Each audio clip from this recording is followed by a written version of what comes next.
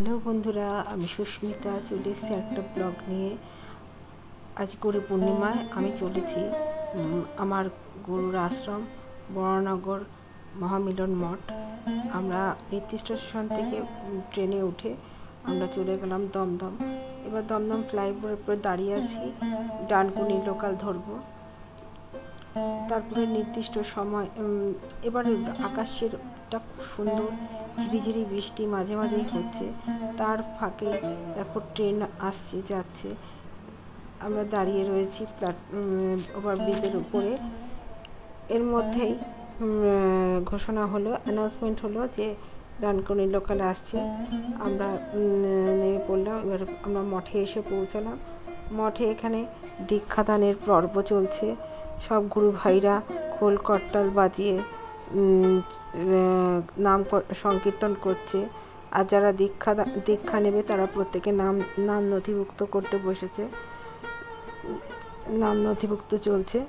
তারপরেই মহারাজজি কিঙ্কর বিঠল মহারাজজি আসলেন প্রত্যেককে নাম দান করার জন্য। এখানে প্রত্যেকে নাম দান করছেন বসে। প্রত্যেকে নতুন বস্ত্র পরে নাম নিচ্ছেন।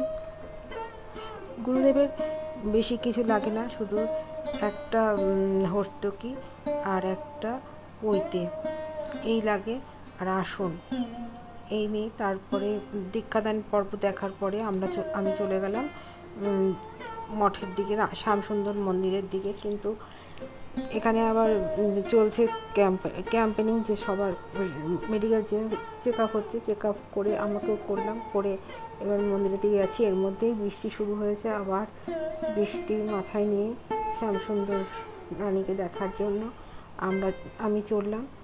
এবার শ্যামসুন্দর মঠে এসে ওই যে ওখানে সবাই নামদান করছে, এখানে অনুষ্ঠান চলছে, তার সঙ্গে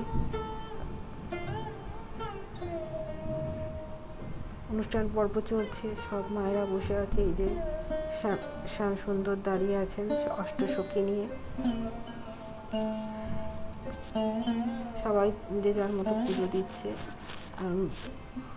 কিঙ্কর মহারাজ উনি পুজো ঠাকুরের পায়ে অর্পণ করছে। তারপরেই চলে আসছি আমরা আবার দীক্ষাদান ওই ঘরে।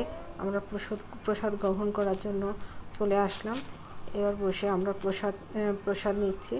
প্রসাদ নেওয়ার জন্য বসে আছি। তার এদিন যেহেতু পূর্ণিমা ছিল, আমাদের সেদিন অন্নপ্রসাদ হয় না মঠে। আমাদের এদিন ডালিয়া রান্না হয়, ডালিয়া, খিচুড়ি, তারপরে সুজির পায়েস খেয়ে আমরা বাড়ি ফিরে আসলাম। চ্যানেলটা ভালো লাগলে লাইক, কমেন্ট